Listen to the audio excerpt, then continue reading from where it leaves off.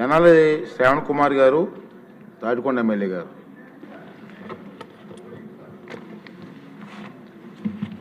ధన్యవాదాలు అధ్యక్ష. గవర్నర్ గారి ప్రసంగం మీద మాట్లాడే అవకాశం, ధన్యవాదాలు తెలిపే అవకాశం కలుగజేసినందుకు మొట్టమొదటిగా మీకు, గౌరవ ముఖ్యమంత్రి గారికి, అదేవిధంగా పవన్ కళ్యాణ్ గారు, ఇతర నాయకులందరికీ నమస్కారం తెలియజేసుకుంటూ, గవర్నర్ గారి ప్రసంగం 2-3 అంశాలని చాలా స్పష్టంగా తెలియజేసింది. 2019-24 మధ్య కాలంలో దుష్పరిపాలన ఏ రకంగా సాగింది, ఆ పరిపాలన ఫలితాలు ఆంధ్ర రాష్ట్ర ప్రజలు ఏ రకంగా అనుభవించారు, తద్వారా ఆర్థిక వ్యవస్థ ఏ విధంగా నాశనం అయిపోయింది, తిరిగి పునర్నిర్మాణం చేయటం ఎంత కష్టం, ఏ అంశాలు సాధించితే తప్ప, ఏ అంశాల పట్ల దృష్టి సారిస్తే తప్ప తిరిగి మరలా ఈ రాష్ట్రం పట్టాల మీదకి ఎక్కే అవకాశం లేదు అనే ఒక ఆలోచన ధోరణి పెట్టారు. అసలు జరిగిన విధ్వంసం, జగన్మోహన్ రెడ్డి గారి టైంలో జరిగిన విధ్వంసాన్ని అర్థం చేసుకోవటానికి చాలా కష్టమైన పనిగా భావించింది ఈ ప్రభుత్వం. కూటమి ప్రభుత్వం అధికారంకి వచ్చిన తర్వాత ఏం చేయాలో తోచని పరిస్థితుల్లో అనుభవాన్ని అంతా రంగరించి జోడించి ముఖ్యమంత్రి గారు చంద్రబాబు నాయుడు గారు 7 శ్వేతపత్రాలని బయట తీసుకొచ్చారు. ఈ శ్వేతపత్రాలను మనం ఒకసారి గమనిస్తే ఏమేం కనిపించినాయి అంటే, అప్పులతో పాటుగా అనేక అంశాలు నష్టం కనపడింది. ఒకటి, ఆర్థిక వ్యవస్థల దుర్వినియోగం. ఆర్థిక వ్యవస్థలన్నింటినీ పూర్తి స్థాయిలో దుర్వినియోగం చేశారు. కార్పొరేషన్ల నుంచి కూడా లోన్లు తీసుకొచ్చి అది లెక్కల్లో రాకుండా చాలా దుర్మార్గమైన వ్యవహారం నడిపారు. ఈ ఆర్థిక వ్యవస్థలో ఒక సిస్టమ్ లేదు. అసెంబ్లీ ఉంది, బడ్జెట్ పాస్ అవుతుంది, బడ్జెట్ ప్రకారం కేటాయింపులు ఉంటాయి, ఆ కేటాయింపుల ప్రకారం మరి ఖర్చు పెట్టాలి అనేది లేదు. ఎప్పటికీ ఏ అవసరం వస్తే దానికి అనుకూలమైన విధానం తీసుకురావటం. అదేవిధంగా సహజ వనరుల దోపిడీ. సహజ వనరులు ఉన్నాయి అధ్యక్ష. మన రాష్ట్రంలో అనేక సుదీర్ఘమైన తీర ప్రాంతం ఉంది, ఇసుక ఉంది, అదేవిధంగా బాక్సైట్ ఉంది, అలాగే గ్రానైట్ ఉంది, ఇతర సహజ వనరులు చాలా ఉన్నాయి. అన్నిటినీ కూడా ఆఖరికి మన్యం ప్రాంతం అని చూడకుండా, అటవీ ప్రాంతం అని చూడకుండా అన్ని ప్రాంతాలని దోపిడీ చేశారు. మరొక అంశం, రాష్ట్ర వనరుల మళ్లింపు చేశారు. ఈ దోపిడీ ఏ స్థాయికి వచ్చేసిందంటే, ఇప్పుడు ఎంక్వైరీల మీద ఎంక్వైరీలు వేసుకున్నా కూడా మనకు ఒక 2-3 సంవత్సరాలు పట్టే పరిస్థితిగా ఉంది. అటవీ శాఖ మంత్రి, మైనింగ్ శాఖ మంత్రి అటవీని దోచేస్తాడు, మైన్స్ దోచేస్తారు. ఆ దోపిడీ ఏ స్థాయికి వెళ్ళిపోయిందంటే స్పష్టంగా అర్థం అవుతుంది, వారి వ్యక్తిగత ఆస్తులు పెరిగిపోయినాయి. ముఖ్యమంత్రి గారి, ఆ మంత్రులవి, అదేవిధంగా మరి ఆ నాయకులందరి కూడా, ప్రజాప్రతినిధుల ఆస్తులు పెరిగినాయి తప్ప రాష్ట్ర ఆర్థిక పరిస్థితి చాలా దారుణంగా మారిపోయింది. అంతేకాకుండా కేంద్ర పథకాలు, ప్రాయోజిత పథకాలు ఉన్నాయి. ఈ కేంద్ర ప్రాయోజిత పథకాలన్నింటినీ కూడా ఆల్మోస్ట్ రద్దు చేశారు. 93-94 పథకాలు కేంద్ర ప్రాయోజిత పథకాలు ఉంటే ఆ పథకాలన్నింటినీ రద్దు చేశారు. కారణం ఏంటంటే మ్యాచింగ్ గ్రాంట్ ఇచ్చే పరిస్థితి లేదు. మ్యాచింగ్ గ్రాంట్ ఇవ్వకపోవడం వల్ల కేంద్రం నుంచి వచ్చే నిధులు ఆగిపోయినాయి. వచ్చిన నిధుల్ని దారి మళ్లించడం అనేది ఈ ప్రభుత్వం చేసిన ఈ గత 2019-24 మధ్య జరిగిన విషయం. అయితే దీన్ని సరిచేయాలి. 7 శ్వేతపత్రాలు తెచ్చినంత మాత్రాన పని అవ్వదు. అది ఒక మార్గం చూపిస్తుంది, ఎన్ని రకాల దోపిడీ జరిగింది, ఆ దోపిడీని ఏ స్థాయిలో దీన్ని మరి సరిచేయడానికి అవకాశాలు ఉన్నాయనే అంశాలని దృష్టిలో పెట్టుకొని అనుభవాన్ని రంగరించిన ముఖ్యమంత్రి గారు తిరిగి ఈ రాష్ట్రాన్ని గాడిలో పెట్టడానికి ఒక దార్శనికమైన ఆలోచన దృక్పథాన్ని ఈ రాష్ట్రం ముందు ఉంచారు. అదే గవర్నర్ ప్రసంగంలో స్పష్టంగా ప్రతిబింబించిందని చెప్పి నేను స్పష్టంగా తెలియజేసుకుంటూ, దీన్ని అమలు చేయడానికి ఏదైతే ఎన్నికల ముందు కూటమి ప్రభుత్వం ప్రజలకు హామీలు ఇచ్చిందో 6 హామీలు, ఆ 6 హామీలను అమలు చేయడానికి చిత్తశుద్ధితో మొదటి రోజు నుంచి కృషి చేస్తూ ఉంది. అందులో భాగంగా మొట్టమొదటిగా రాష్ట్ర ఉద్యోగస్తుల పరిస్థితి చాలా దయనీయంగా మారిపోయింది అధ్యక్ష. మొట్టమొదటిగా ప్రభుత్వాన్ని నడపాలంటే మనతో పాటుగా ప్రభుత్వంతో పాటుగా ఉద్యోగస్తులు కూడా అవసరం. ఆ ఉద్యోగస్తులకి జీతాలు ఎప్పుడు వస్తాయో తెలియదు. 1వ తారీఖు వస్తుందా అంటే నమ్మకం లేదు. అసలు 1వ తారీఖు ఏనాడు 2019, 24 మధ్యకాలంలో రాలే. 7వ తారీఖు వస్తుందా, 8వ తారీఖు వస్తుందా, 15 వస్తుందా, 24 వస్తుందా, కొంతమందికి కొన్ని నెలలు రాదా. ఈ పరిస్థితి నుంచి 1వ తారీఖు టంచనగా ఉద్యోగస్తులకు జీతాలు ఇచ్చే దానిలో ఈ ప్రభుత్వం మొట్టమొదటి విజయం సాధించింది. ఆ దిశగా పనిచేసింది. ఎందుకంటే పనిచేసేవాడు పస్తులుంటే ప్రభుత్వం మనుగడ సాగదు అధ్యక్ష. అందుకోసం మొట్టమొదటి దృష్టి పెట్టారు. రెండోది హామీ ఇచ్చారు ముఖ్యమంత్రి గారు. 6 హామీల్లో మొదటి హామీ ఏంటంటే పెన్షన్ పథకం పెంపుదల.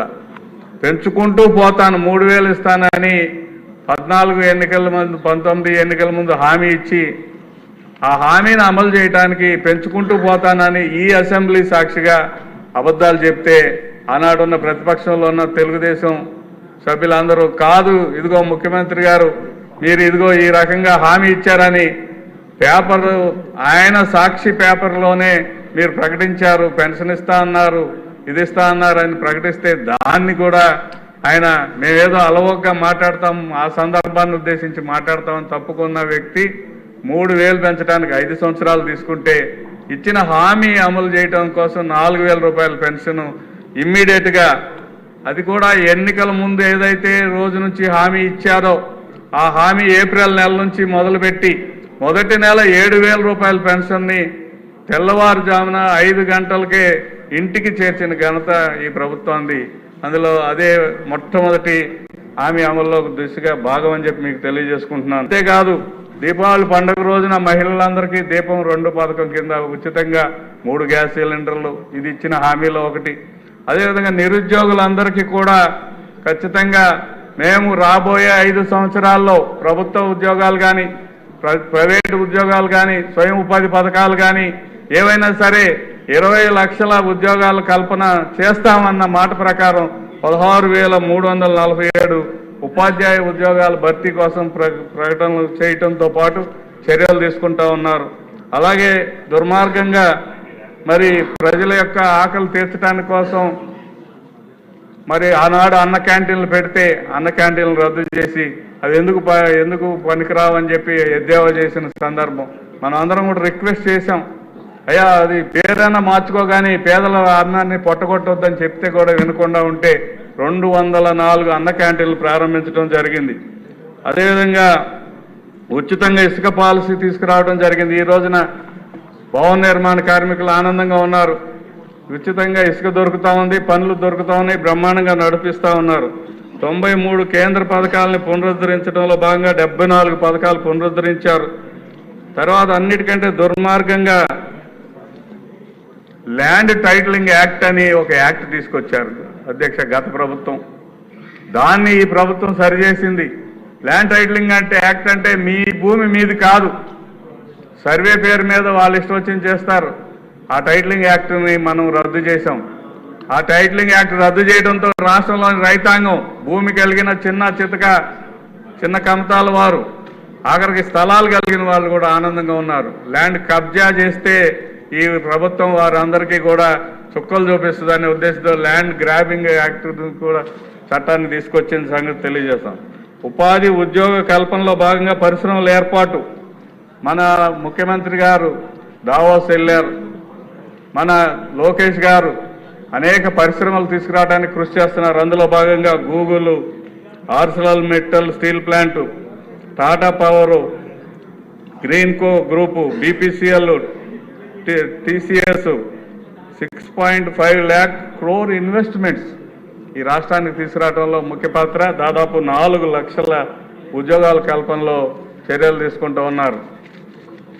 అన్నిటికంటే ముఖ్యంగా అధ్యక్ష, సమాజం పట్ల ప్రభుత్వాలు చేయాల్సిన 2 ముఖ్యమైన పనులు ఉన్నాయి. అదేంటంటే సంక్షేమం అభివృద్ధి కలిసి సాగాల్సిన బాధ్యత ప్రభుత్వంలో ఉన్న వ్యక్తుల మీద ఉంది. ఈ 2 వేరు కాదు అధ్యక్ష, ఒకదాని మీద ఒకటి ఆధారపడి ఉన్నాయి. సంక్షేమం చేయాలంటే ఆర్థిక ప్రగతి రావాలి, ఆర్థిక ప్రగతి రావాలంటే స్పష్టమైన ప్రణాళికలు ఉండాలి. ఆ ప్రణాళికలు ఉండాలంటే ఒక ప్రత్యేకమైన అనుభవం కలిగి ఉండాలి తప్ప కేవలం సంక్షేమం ఇవ్వటానికి డబ్బులు దొరకని పరిస్థితి సృష్టించకూడదనే ఉద్దేశంతో మరి ఈ రాష్ట్ర ప్రభుత్వం ఆర్థిక పురోగతికి సాంఘిక సంక్షేమానికి ప్రత్యేకమైన ప్రణాళికలు రూపొందిస్తూ ఉంది.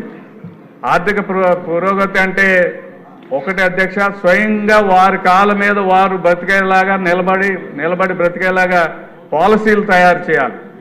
అంతేగాని మనం ఏదో ఇచ్చామంటే కాదు. దానికి ఉదాహరణ గౌరవ సభ్యులు చెప్పారు, గవర్నర్ గారి ప్రసంగంలో ఉంది. ఒక వ్యక్తికి చేపను రోజు ఇవ్వటం కాదు, చేపలు పట్టడం నేర్పితే తను స్వయంగా బ్రతకడానికి అవకాశాలు ఉంటాయి.